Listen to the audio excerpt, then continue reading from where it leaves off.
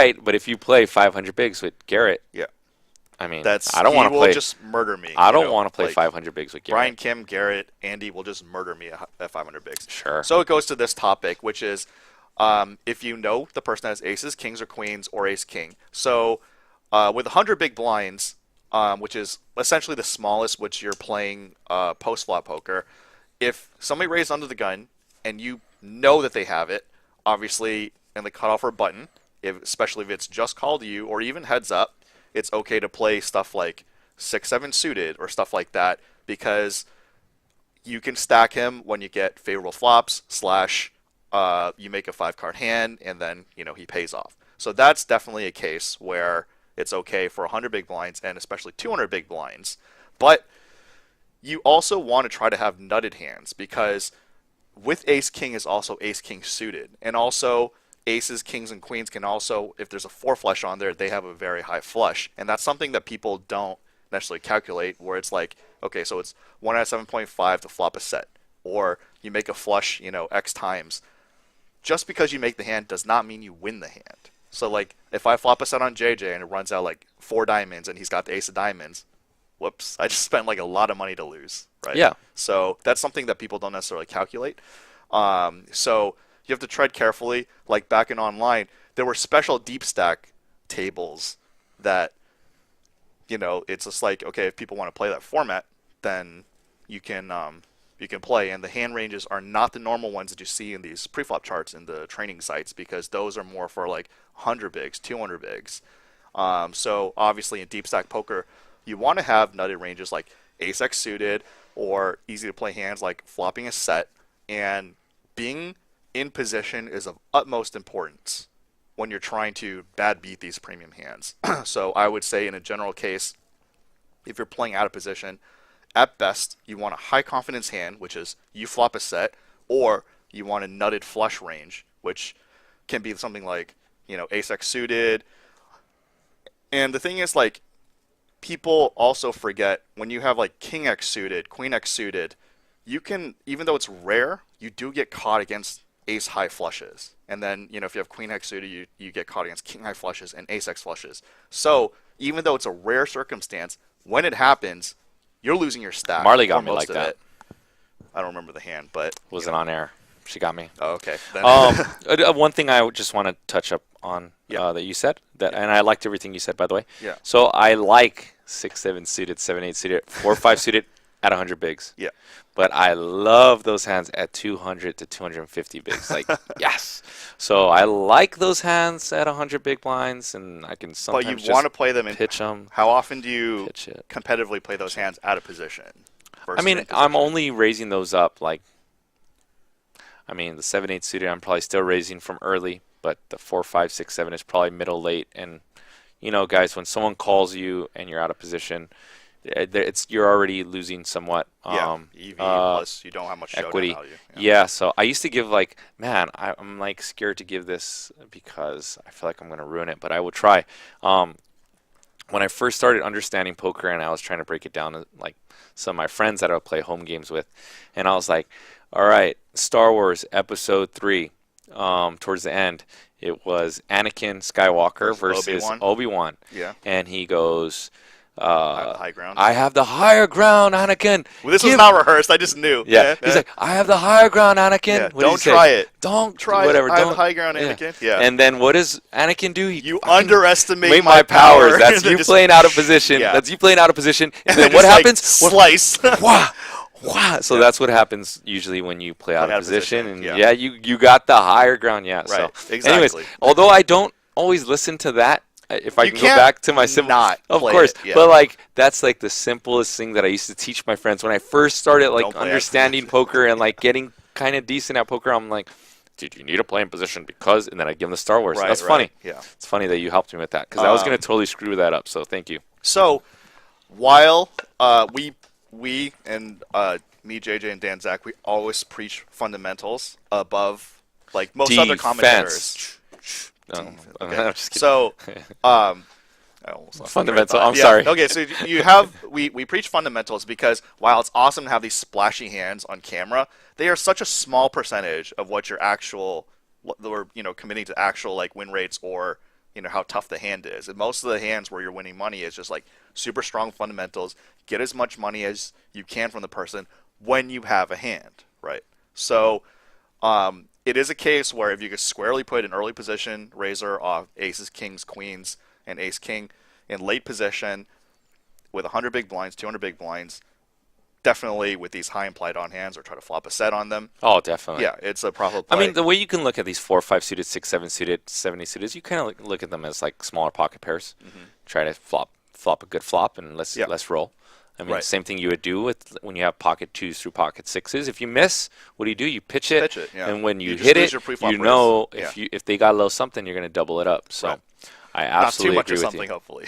Well, if they got a low sum and a set over set, man, I think that happened to me twice last year, and one was in the freaking main event, day 3, versus Ryan Feldman's own old roommate, Rob. Rob? I don't know. Yeah, I probably know him by face. He used to play here, like kind of shorter, white kid, bald. He was quiet. If I see them by face, I'll recognize. You know who he is, Rob Brown. But So, yeah, to follow it up, it's basically when you raise something like Jack 10 suited and you get 3-bet, and then you know they have aces, kings, or queens, or ace king. It's easier that their hand ranges face up, but like we said with Nick Vertucci, you can never count on somebody folding those hands post flop. So remember when Doug Polk had like 8-6 and it was ace high and Alec Torelli just called him down what a all the beast. streets with jacks. What a Yeah, boss. Exactly. It's just What like a boss. you can't even get somebody to fold jacks in certain rivalry situations. How are you going to rely on somebody folding queens, kings, or ace king? So people talk to me, especially people I coach and some people in chat are just like, oh, I knew he didn't have, or I thought I can make them fold a hand. Maybe, but it's up to the other guy to make the decision whether you're right or wrong. And just, I don't think you can ever rely on somebody folding post flop with, even queens on an ace high board. It's just like you can guess, but Yeah. Yeah, especially, that's never my goal, is if I put someone on a snug range to get someone to fold a tighted, knitted range, right. top 5% of range versus my bluffing just doesn't seem. It seems like I like money, and you got to think of your bluff as an investment. Right. So you got to. Is that sound You like a didn't- good yeah. investment? When Matt Berkey is trying to run that against Nick, praying that he folds aces or kings, does that sound like an investment you'd want to invest in Berkey? No. Right. Right. You want to wait for Nick to have a looser range, for his range to be Or to get wide, trapped and in then the hand, for yeah. you to have a range value advantage, range, right. and then you attack Just that pillage, because yeah. his range is weaker, Yeah. not when he has the tightest part of his range. That doesn't seem like a good investment. If Right. I was, and Matt Berkey, to be honest, is probably a way better player than me. He plays the biggest games in the world. I'm not discrediting Matt Berkey. I love watching Matt Berkey's play, but if I was back here and he told me that, I'd be like, man, this does not sound accurate. Yeah. But it's all good. Also, I think Garrett went on stream about this and said about Matt Berkey. Matt Berkey probably plays a little Little differently on unorthodox, yeah. stream, so he gets invited to these big games where Right. he's making way more money in these different Right. games. Yeah. So as you guys know too, JJ and I, do some stuff for the stream too. Like I've raised like 6-9 suited several times among other hands. But that hand, one, if you're gonna play it on stream, so if you're gonna play a hand like that on stream and you get 3-bet, you're not gonna fold just because you're on stream. You're doing this like on the outside. If I raise 6-9 suited and I get 3-bet, and obviously I put him on that range, yeah, it's going in the muck. But on stream you gotta for entertainment value. that's why it's tough playing on stream, because you gotta be on your toes. Oh yeah, but that's the thing is we know there's an extra level of stakes along with just the hand, because there's going to be potentially a YouTube video for all time. Sure. So one time I had a 6-9 suited, and then Jamie Staples 3-bets me, and then Destin calls, and I call, and then that's something where obviously outside, if Jamie Staples 3-bets me, and especially if Destin calls, What do we have? I had 6-9 of spades. So Dinner for 2. yeah. Gotcha. Maybe we have kids in the audience. Yeah, right. Yeah. Well, yeah, it's But, time for dinner. It's you're right. 7:16 p.m. dinner for 2. But yeah, so I I get mean, I'm obviously experienced player. Destin's experienced player. Jamie Staples experienced player. We have, even though we didn't have that much history, we all give each other credit. So some of it's like outmaneuvering people post flop. But I'm not going in thinking I'm gonna make Jamie Staples fold aces, kings, queens, or ace Well, king. he's a I'm tournament just like, player. You're not going to yeah. get Jamie Staples to fold anything. Tournament players, their fold button is broken. I've um, tried to bluff tournament players in tournaments. oh Day my 4 of god, the marathon, yeah. 60 people left. I'm top 10 in chips. And right at the beginning of the day, brain has not turned on. What does JG do? Screw it. Triple barrel. Bluff. Does not work. There goes 60% of my stack. Tournament players do not fold. Yeah. Anyways, That's- end of point there. So especially because I'm on stream, I'm willing to play a speculative hand, especially playing post flop. So I try to make it up with, hopefully better post flop play, which I did. Like, the hand is in the archives. I believe it's on YouTube as well. Just look for like Destin Bluffs Wayne, and I try to, do what I can. It's not like I knew Destin was going to do that and I was going to counter. It's like, no, the situation comes up and you just do the best you can and hope for the best. But know that you're not playing fundamentally sound. You're doing this, one, for camera, or you could do it outside to just show off the hand, not be like, oh my God, I'm such a good player. This is such a good play. It's like you happen to be in that circumstance and you just like outmaneuver things.